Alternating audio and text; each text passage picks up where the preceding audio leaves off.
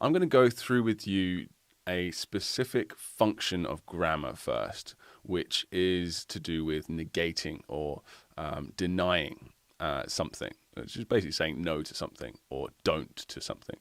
Now, we don't use boring words like adverbs in the Mandarin Blueprint method. We usually just translate from the Chinese version of the word, which is usually much more logical and direct and really speaks to the essence of the word, which is kind of a cool characteristic of Chinese. But in this case, although the word is accurate, it's still a little bit boring. The word for adverb in Chinese is 副词, and this really means something like subsidiary word or auxiliary word, which is rather posh and rather high-level stuff. And we prefer the much more simple translation of how does what. So does what is, of course, verb. That's what we call a verb. It does what. The action, and the how is how that verb or how that action takes place. And that's what an adverb does. And we like to use this sort of caveman, really simple way of talking about grammar, because grammar's tough enough and boring enough. We don't want to make it any more boring than it needs to be, right? So without further ado, let's talk about the first kind of adverb that we have, denial. How to deny stuff, how to negate things in Chinese. So what you can see here is the tag system for our flashcards. So if you want to find example sentences for specifically these functions in the Mandarin Blueprint method, all you have to do is go into your flashcards and click this tag, and you can access it immediately. So you can access all of the sentences at your disposal that contain anything to do with denying or any of the other 5 adverb functions in Chinese. So let's look at the first sentence. This is really basic. You just take the very common character and word 不, and you just put it before a verb or an adjective, and it just negates that thing. So here's the example sentence. 我说话，但是我的儿子不说话. Okay, I speak, but my son does not speak. So that's pretty basic, right? Just put 不 in front of stuff. Let's have a look at another one. So this sentence, let's just go through it first, and I'll explain what you're looking at. So here we go. 儿子总是记不住我说的话. 儿子, my son, or son, as the Chinese say. They don't say my son, they can just say son. 总是, always, 记不住, can't remember 我说的话, what I said. So let's look at that 记不住 part. So first thing I want to point out is that in these structures, when the 不 or the 的 is the positive version, is in the middle, it's always fifth tone. So it's not 记不住, it's 记不住. So the 不 is a fifth tone. So the 记 part is literally about remembering, and the 住 at the end is the result of remembering. And the 住, I guess the best translation in this context would be to set in place, to fix, and to stay there.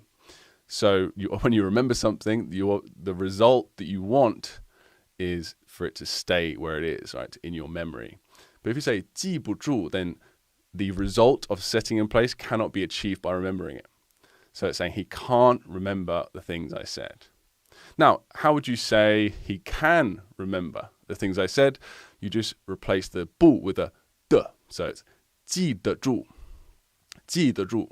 So this is a really common structure in Chinese, this something 不 something, so verb something result or verb 的 result.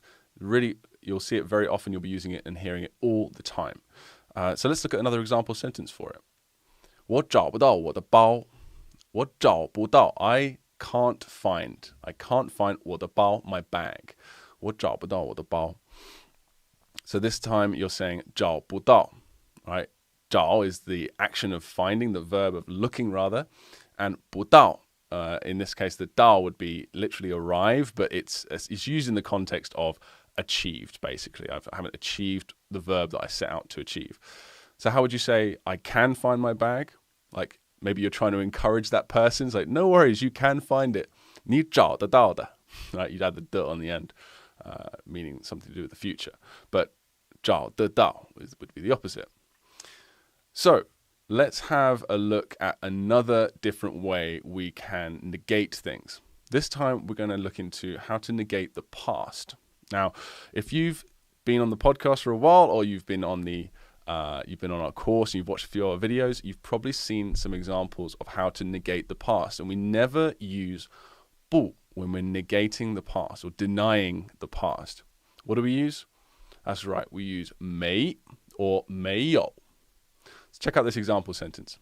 我吃了，但是我的儿子没吃。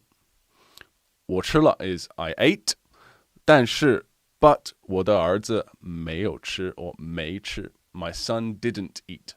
So you notice in this sentence I have 有. So the full version is 没有吃, didn't eat or hasn't eaten, depending on the context. Chinese is very contextual. But 没有, the 有 can be dropped. You don't have to have that 有 in there.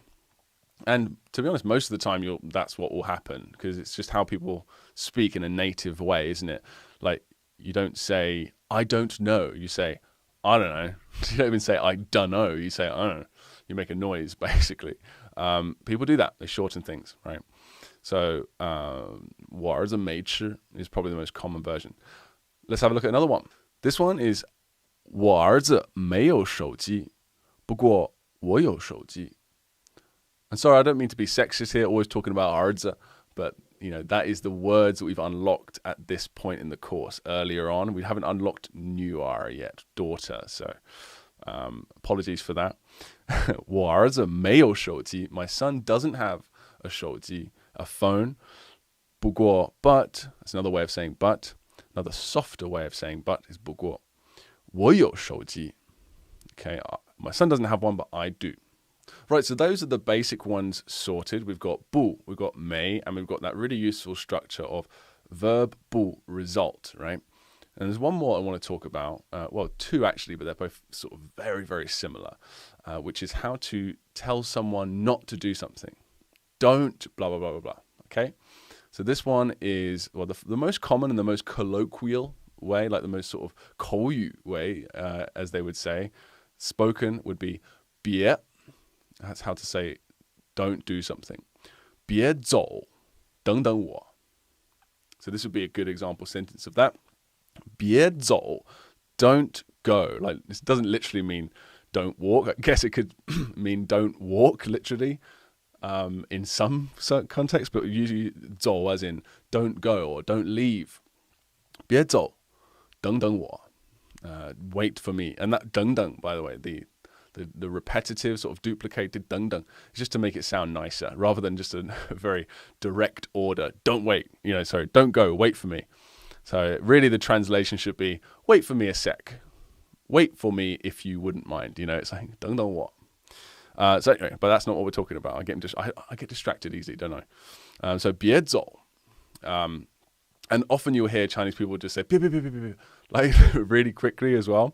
And when, I don't know, you're trying to give them something and they're trying to say, don't give me that thing. That's just something really common you'll get. But yeah, this is the most basic way of using it. And then next we have sort of what I consider to be just the longer version of this, the very slightly more formal version of 别, which is 不要. It's I guess formal is the wrong way. It's not necessarily more formal, but it's more direct. It's more like saying, not direct, it's like you're spelling something out that's maybe quite important. Okay, it's not so blasé. So let's have a look at this one. 你不要只关心自己. Let's do that slower. 你不要只关心自己. So you don't, or rather, just don't just 关心 yourself. Don't just care about yourself. 你不要只关心自己. Now this 不要, of course, you would have seen before if you're on the course. The most basic usage of it is don't want. So someone asks if you 要 something, do you want this? You say 我不要, 我不要那个, I don't want that. But this is another way of using it, and it means don't do something. So that's about it for negation, guys. Have another look at these tags and go ahead and check out your example sentences in your flashcards. Click on some, have a little look. You don't need to go and review them, but just if you're curious, you can see just how many sentences at your disposal contain these various different how, does what, or adverb tags, if you want to go the boring grammatical word. Hey guys, if you like this video and you'd like us to help you reach literacy and fluency in Mandarin Chinese as fast as possible without all the headache of traditional learning methods, just head to mandarinblueprint.com to learn more.